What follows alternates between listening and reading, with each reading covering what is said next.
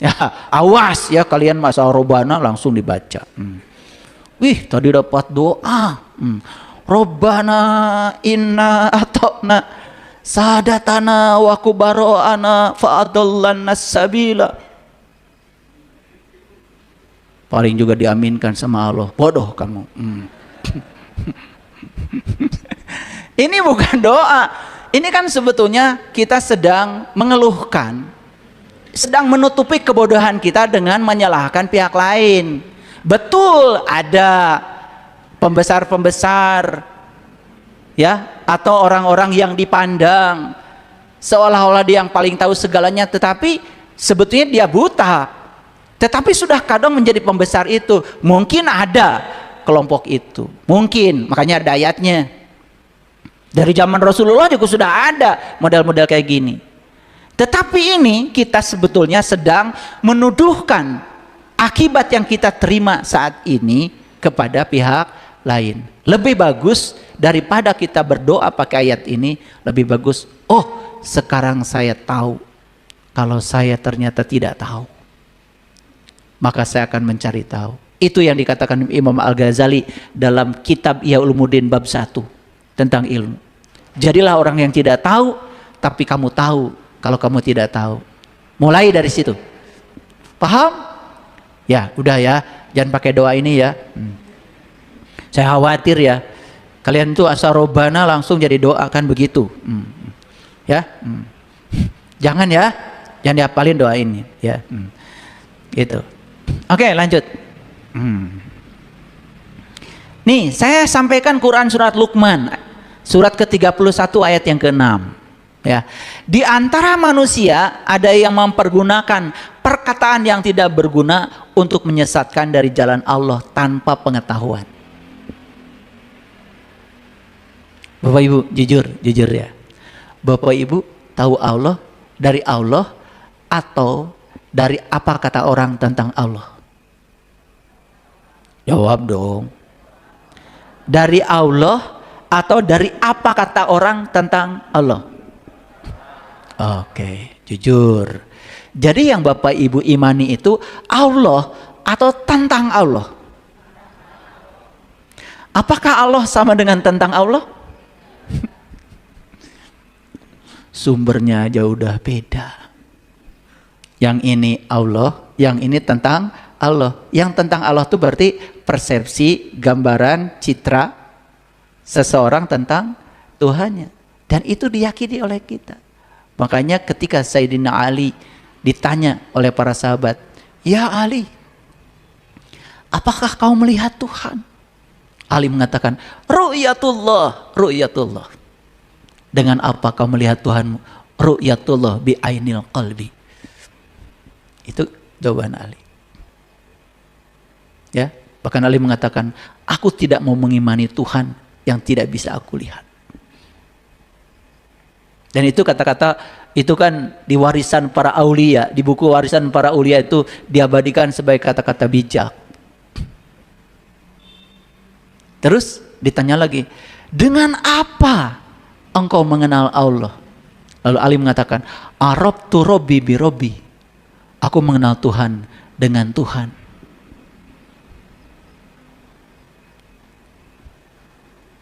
Itu. Mau mengenal Tuhan dengan Tuhan atau mengenal Tuhan dari apa kata orang? Yes. Tuhan sudah ngasih alamat, aku bersama kamu.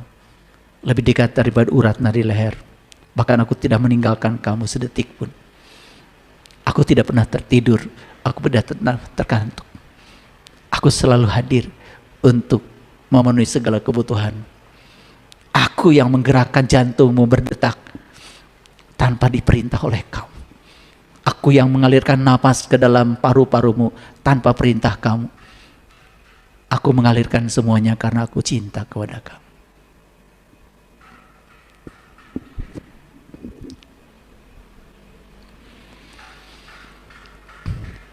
Dan di antara manusia ada yang mempergunakan perkataan yang tidak berguna untuk menyesatkan dari jalan Allah tanpa pengetahuan.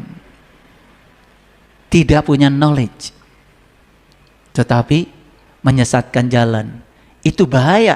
ketika yang berbicara ini seorang pembesar, apalagi punya gelar-gelar kerohanian, dan menjadikan jalan Allah itu sebagai olok-olokan, hanya cerita sastra, dongeng melulu, yang dia sendiri belum pernah melewati jalan itu.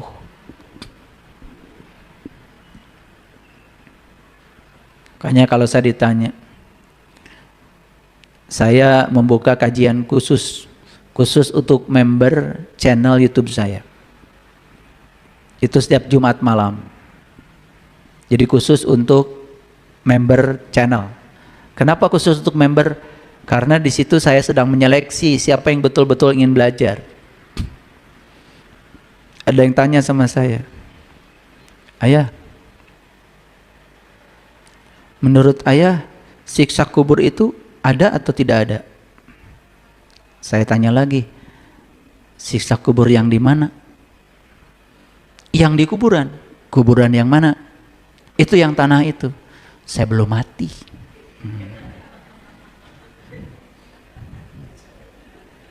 Ya, jawaban saya begitu. Ngapain saya menjelaskan?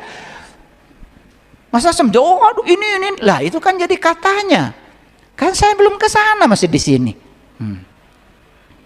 Kalau siksa kubur yang di sini, di tubuh ini, dan jiwa kita yang tersiksa, saya bisa jelaskan. Udah pengalaman saya. Ketika saya berburuk sangka pada orang lain, tersiksa tuh jiwa saya. Ketika saya berbohong, tersiksa jiwa saya. Ketika saya berpikiran sempit, sudut pandang saya terhadap sesuatu, tersiksa. Kalau siksaan itu sih pengalaman. Udah sangat pengalaman kalau itu. Kalau yang itu sih ada. Saya bisa jawab. Kan saya udah pengalaman. Kalau yang di situ, yang di kuburan tanah, ya saya kan masih belum kesana. Masa saya harus menjawab? Dan saya tidak bisa harus menjawab seperti kata orang lagi. Nggak bisa saya. Saya harus menjawab berdasarkan pengalaman. Karena ada ayatnya. Kata Allah, "Ya ayyuhallazina amanu lima taquluna ma la taf'alun. Kabura maqtan indallah an taquluna ma la taf'alun." Ciri orang beriman itu tidak pernah mau menjawab sesuatu yang dia tidak alami, dia tidak rasakan, dia tidak buktikan. Gitu ciri orang beriman. Yang suka ngacapruk, ngacapruk. Bahasa apa tuh ngacapruk? Garut ya. Ngecapruk tuh kalau di Garut itu ada istilah lainnya lagi tuh, ngadu bako. Itu. Jadi ngobrol nggak karu-karuan sambil ngerokok maksudnya. Makanya istilahnya kalau di Garut ngadu bako. Tempatnya biasanya di pos ronda. Garut. Kampung saya Bu, Garut. Oke, lanjut. Contoh, saya kasih contoh. Bapak Ibu, ada ayat seperti ini. Ini surat Al-Ma'arij. Hebat ya. Ma'arij itu nomor suratnya juga 70. Ada kaitan tuh dengan 70 kan 7 dan 0. Betul nggak? Makanya kalau Bapak Ibu pergi haji kan tawafnya 7 putaran. Ya toh? Iya. Sa'inya 7 kali mondar-mandir Safa dan Marwah, ya kan? Melempar jumrohnya dengan 7 batu. Hebat itu. Karena itu perjalanan haji, perjalanan rohani. Perjalanan rohani itu perjalanan naik. Makanya surat Al-Ma'arij itu perjalanannya naik. Nomornya 70. Keren banget. Sekarang saya kasih tahu. Ini ada ayat seperti ini. Ini tidak akan saya bahas. Ini contoh aja, contoh. Malaikat dan ruh naik kepada Tuhan dalam sehari yang kadarnya 50.000 tahun.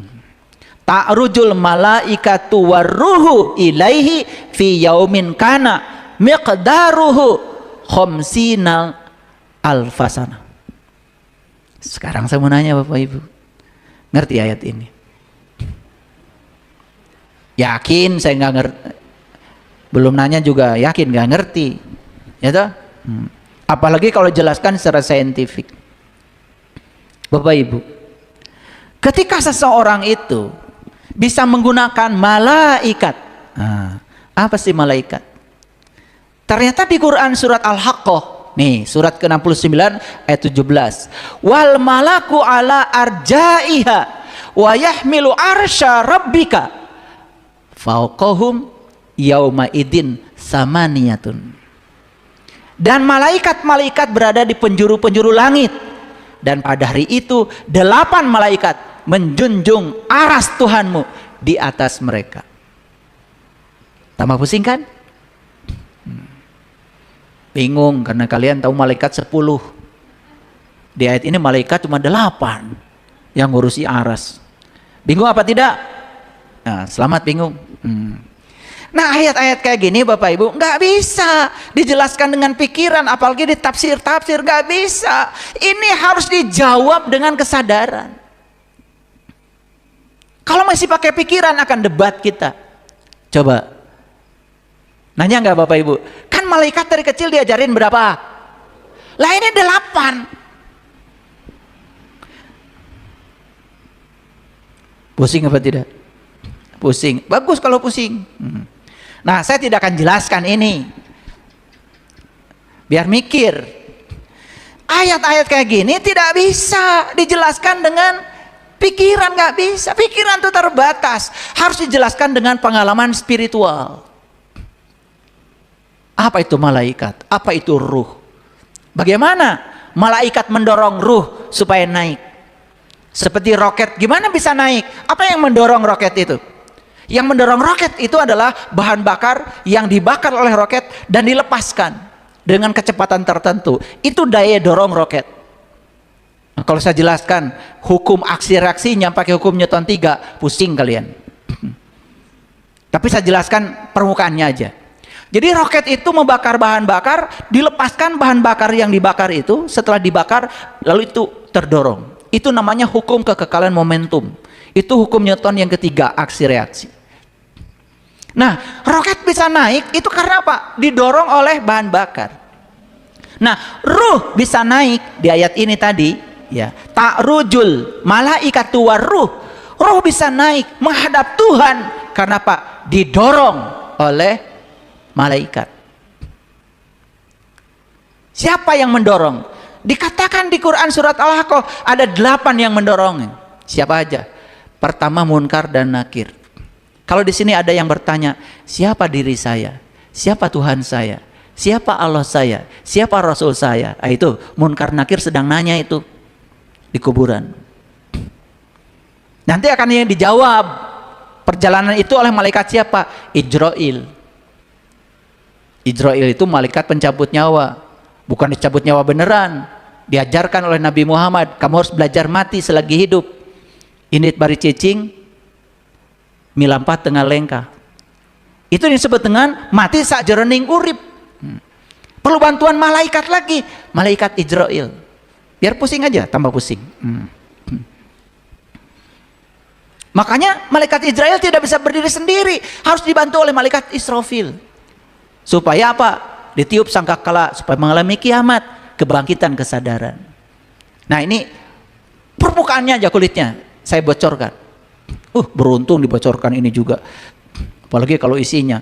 Ntar kalau isinya ilmu khusus harus diberikan dengan cara khusus pada orang yang khusus. Enak aja. Nah, baru akan ketemu dengan malaikat Jibril yang menjabarkan, yang menguraikan, yang bisa memahami. Setelah itu turun malaikat Mikail, turun hujan. Hujan dari mana? Dari awan. Ini hujan yang di Quran itu hujan dari langit, berarti bukan hujan yang biasa. Kalau hujan yang biasa Bapak Ibu mah dari awan, dari langit, enak aja. Quran itu cerita hujan dari langit. Berarti hujan apa? Hujan spiritual. Itu yang disebut dengan Al-Maidah. Turun tuh Al-Maidah. Hidangan-hidangan dari langit. Gak bisa diceritakan. Tak tertampung kata.